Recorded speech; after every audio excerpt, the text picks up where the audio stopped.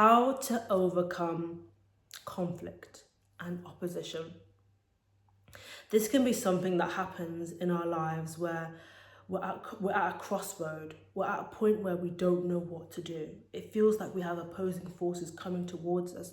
There's conflict in our environment, in our reality, that is making us feel confused, feeling like we don't know what to do. You feel frozen, like I don't know where to go with my life next. I feel like there's opposing forces. I feel like everyone's against me, and I feel like I can't move forward.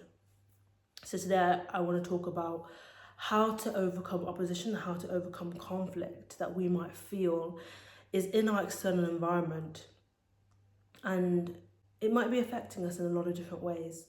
But once we realize these three things, and once we put these three things that I'm going to mention today in practice, it can really help us to realize that we can overcome anything that we have awareness of and have guidance in as well.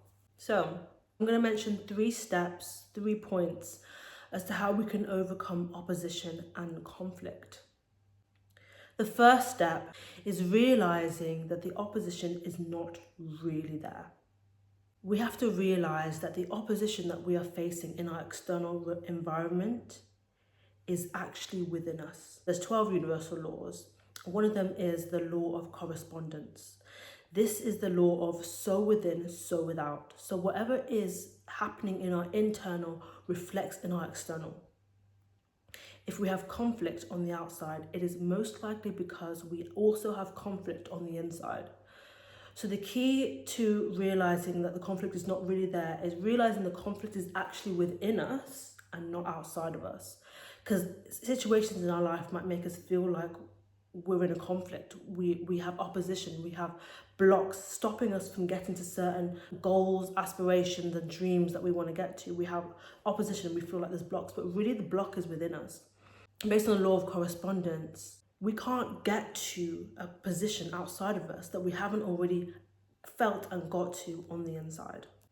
So when we have opposition, when we have conflict in our lives, it's an outward reflection of an inward battle.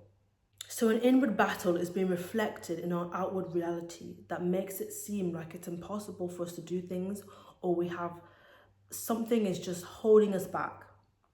So what we have to do in these moments is we sit with ourselves, we go deep, we go within ourselves and we find out, okay, what is the thing within me that is holding me back? What is the thing within me that is stopping me from making a decision? This might be a decision-based thing where you feel there's opposition around you because you're struggling to make a decision for yourself because there's something in you that you're not sure of. It might be uncertainty that you're dealing with, or it might be a lack of readiness for the next step. That's why you're having conflict and you can't just move forward. So it's tapping into the deeper and reflecting and thinking, okay, what is the outcome that I want from this opposition and this conflict that I'm experiencing in my outward reality? What is the outcome that I want?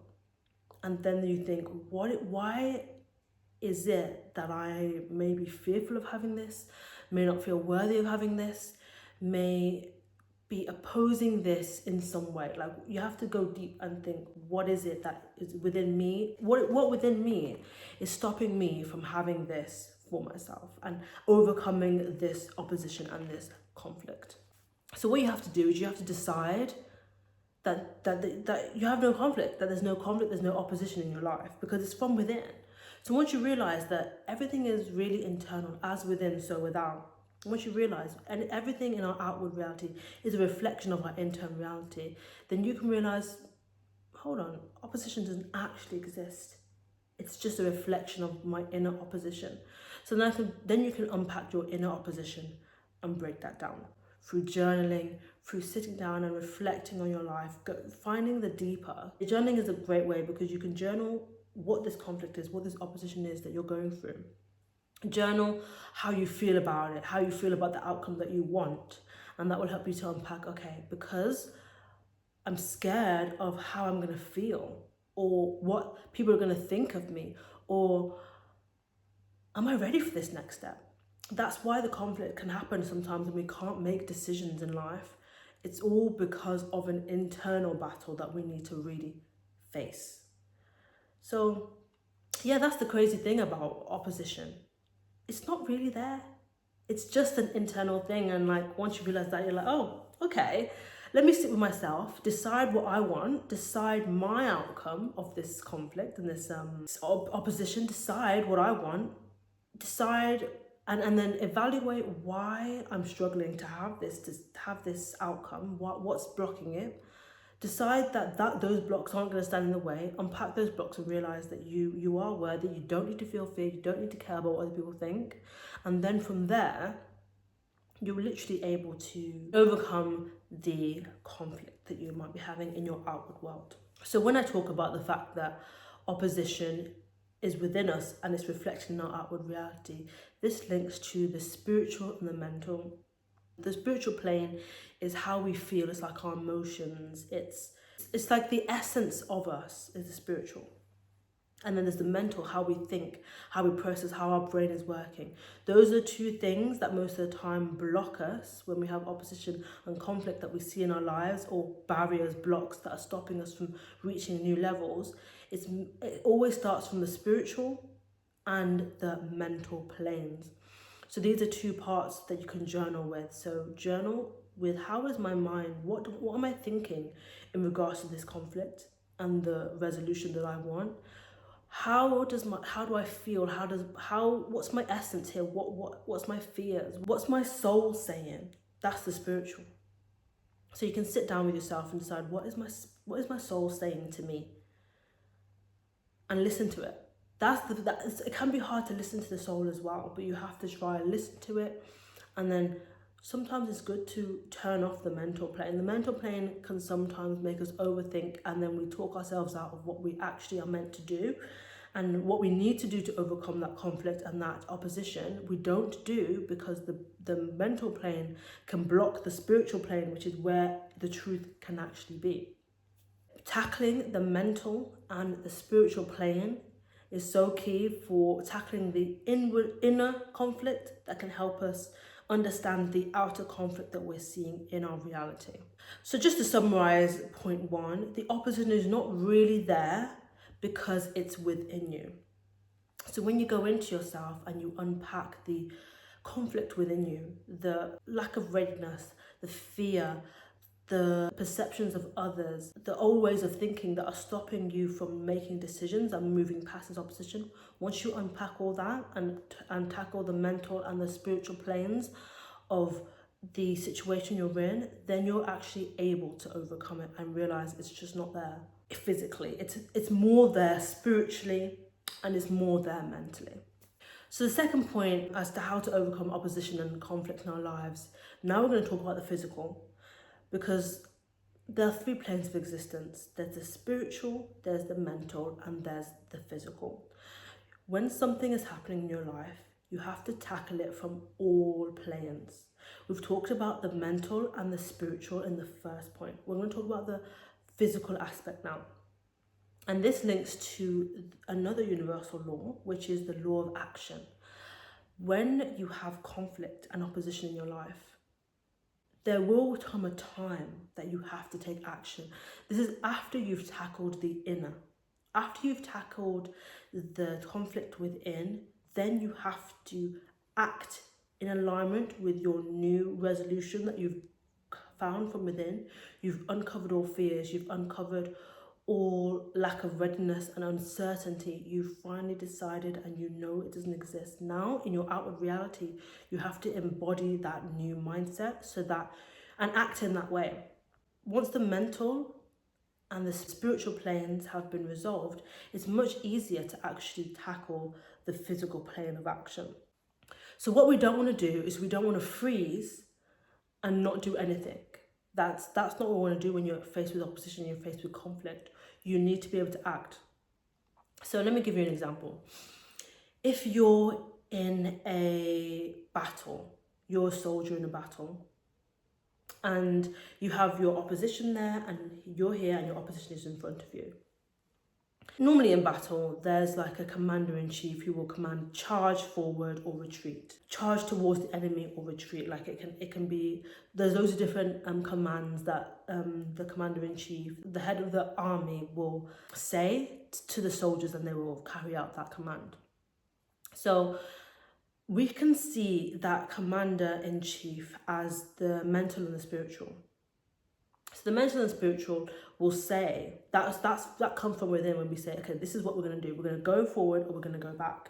And then it's our physical body who actually has to go forward and go back. We actually, from the command that we receive from our mental and our spiritual, which is the commander in this battle, we have to either retreat or we go forward. So when you have opposition and conflict in your life, listen to your soul and listen to your mind. Mainly listen to your soul and your spirit. What is it saying? Is it telling me go towards this conflict? Or is it telling me to retreat? Most of the time, we are meant to go towards the conflict and we're meant to defeat it. So after we defeated it internally, there might still be aspects in our reality that also need to be defeated. But because we've defeated it on the inside, it's easy to defeat it on the outside. We can just show up and get it done. So we listen to our soul, we listen to our spirit, we listen to our mind once our mind is aligned with the spirit. And then we take action. We go, we charge towards the enemy, we face the opposition, and we take the action. So the commander-in-chief will say, charge, and we charge with our swords, and we've got our shields, and we're up and we go. The law of action is very key. It's like the final step, because you know if you're going for war, first you have to mentally prepare for war. You have to get yourself in the space to fight. So that is the first step, realizing it doesn't exist, realizing it's all within you, overcoming the internal battle before you face the final step, which is the external battle, which is the battle on the actual field in real life. So yeah, you listen to that, you charge, you go. And this is the point where, because you've tackled the mental and you've tackled the spiritual, you've overcome fear. When your heart says to go, when your spirit says to go, you gotta go. When your commander-in-chief says, stop, let's pause, let's retreat for now, you do that because you've released all the blocks that are stopping you, the conflict from within that's stopping you from even moving. Because most of the time when you have inner conflict, it stops you from taking action. You literally freeze. And that's no good in war. That is literally no good. You're not going to survive, are you? If you're in a war and you just freeze there and you don't even go forward or you retreat, you've got to decide which one you're going to do. You have to take action. So, yes. So when it comes to opposition, be ready to take action. When it comes to action, all you really have to do is take aligned action with the desired outcome that you want. And that will bring that outcome to you. Listening to your spirit and listening to your soul is the key to really overcoming opposition and feeling a sense of peace afterwards, because you don't want to have made the wrong decision. The best way is to really listen to your soul and your spirit.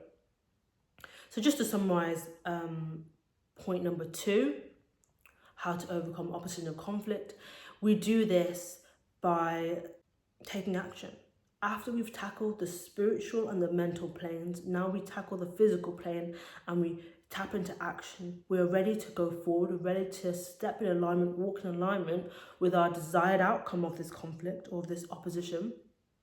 And we go in that direction and we charge forward and we listen when our commander-in-chief, which is our spirit and our mental, we listen to it and we actually go, because we're ready now. We've got the readiness because we've done the first step, which is tackling the mental and the spiritual.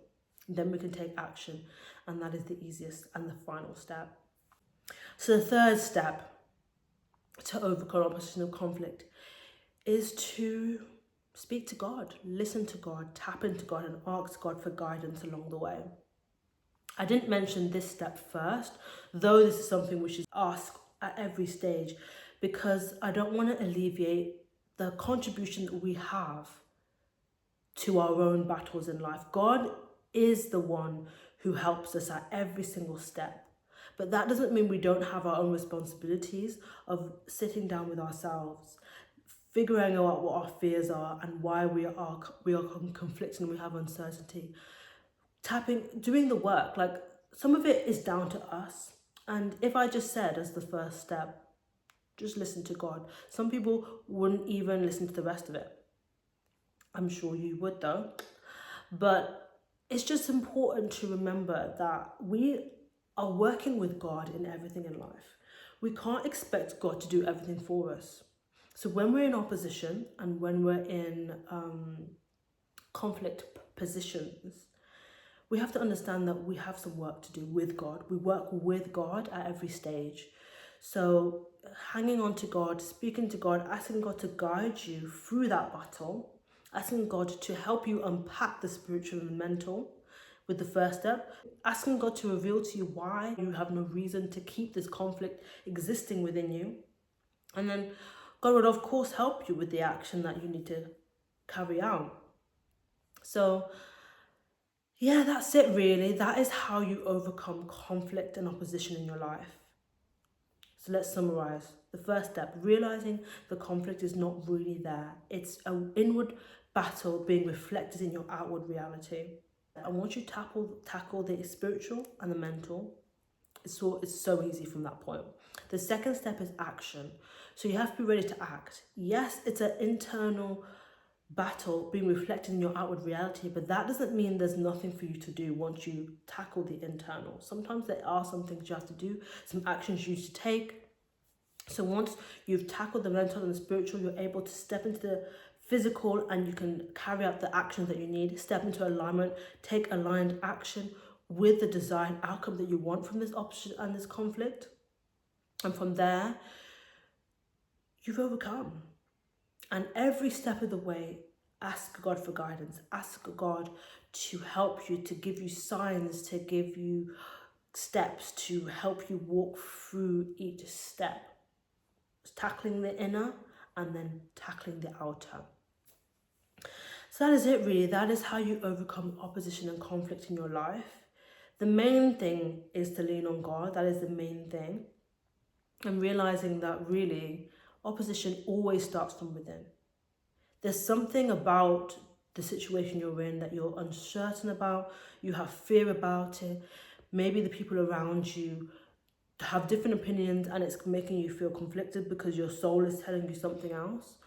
You just have to sit with yourself and realize and decide that you get to decide what your outcome is. You get to do it. And once you realize you are the decider with God, you co-create with God, you and God have made the decision.